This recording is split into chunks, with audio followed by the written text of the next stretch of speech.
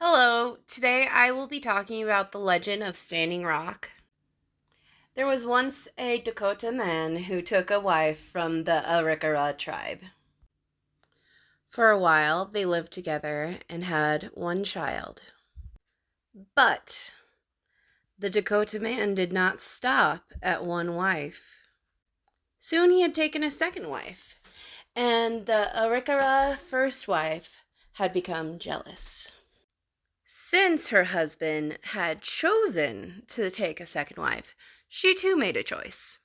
She chose to sit down on the floor of the teepee and refused to be moved. She sat there and pouted. And she pouted. And she pouted. Nothing anyone did could move her. Even when it came time to break camp, she would not be moved. So her husband chose to call her on her bluff. Even as the camp circle marched away, she would not be moved. After a while, the husband became very concerned about his first wife. Anything could happen to a lone woman. So he sends a couple men to go back and get her. When these men come back, all they see sitting in this woman's spot is a rock. This woman had sat for so long and had been so stubborn and set in her ways that she had turned herself to stone. So they go back to the husband and they tell him what they found, and the husband thinks, oh my gosh, they're lying to me. They've found her dead and they're just making up this story as if I'm a child, and they're trying to make me feel better.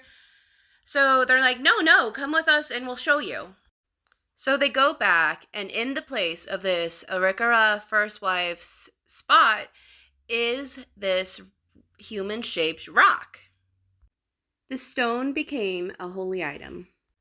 As they moved it around from village to village, they placed it in a position of honor in the village at the center, and now there is a monument for it at Standing Rock Agency. This story not only explains a naturally occurring phenomenon and holy item, but it also showed married couples what would happen if you refused to compromise. Your ways would be set in stone to your detriment. Also, in Bluebird, they talk a lot about how grown women should act. I believe this is a lesson for their young women about what not to do.